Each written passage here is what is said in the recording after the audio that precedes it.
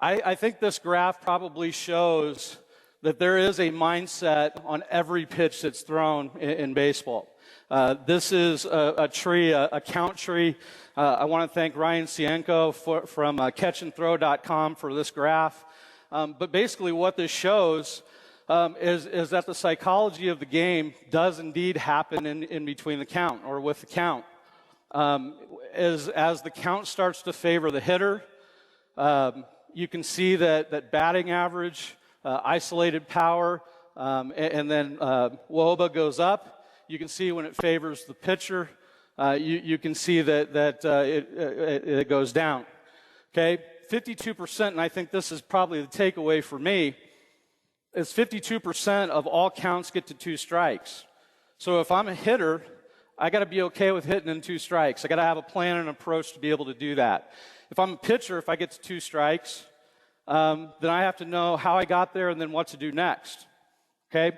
So I think this is a very good indication of that there is a mindset happening on every pitch that's thrown. So it's not just about breathing exercises. It's not just about meditation. All those tools are great. This is a mindset, and it's something that happens, pitch after pitch after pitch after pitch.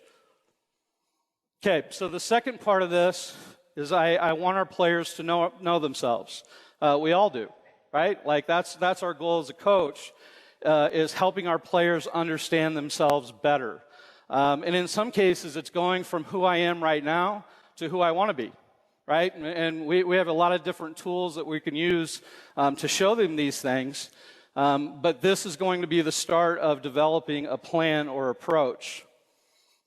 We do have a lot of tools at our disposal. I may have a few more than you just because of where I'm at. But the bottom line is that no matter what you have exposure to, I think that you should never be afraid of it. I think it's there to enhance our jobs. Our job as a coach is to take those tools and then connect the human element with it.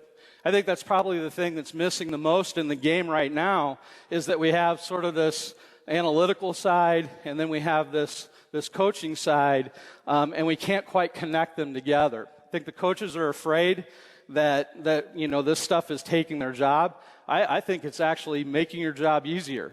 I think it's proving things for you to be able to explain to your players in a much faster way. I think your return on training time is much better because of this stuff. But what you have to be able to do is take wherever the player is at that moment, and they're all going to be in different spots. They have different experiences. They come from different places. They have different parents.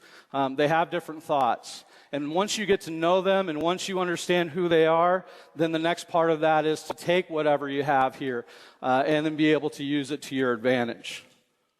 Okay, so let's start with the pitcher. These are things, layers, I'm going to call them layers, that we use to help our pitchers understand themselves better. What you're going to find is all the way through this presentation is you're going to see that basically whatever's happening for the pitcher is the inverse for the hitter. Whatever's the happening with the hitter, it's the inverse for the pitcher. And that's where that dance comes into play. That's that yin and yang of baseball. So these are our tools. There are plenty of them out there. Use them freely if you'd like to, but this is how we're approaching the way that we're going. First step and the easiest step. Whatever you think is important, make a chart for it. If you don't have access to TrackMan or access to True Media or any of the other stuff that's out there, whatever it might be at your level, there's one really easy way to combat that. Chart anything that you think is important. Anything. No matter what discipline you're in. Okay? The other thing is I'm going to take a ton of notes. I'm going to take a ton of notes. I'm going to take notes that won't matter to me in a month. But there is going to be that one note that I take on this player that's going to help me understand him better and then may help him understand himself better when push comes to shove. Okay? So, whatever it is that you have, you can make charts. Yeah, they're on the internet. This is something I stole from the internet. I don't even actually know what that chart means. All right, but I'm just saying that using that as an example, I'm taking a chart, whatever's important for me, I'm going to put that into play. I'm going to take my notes, I'm going to keep my journal.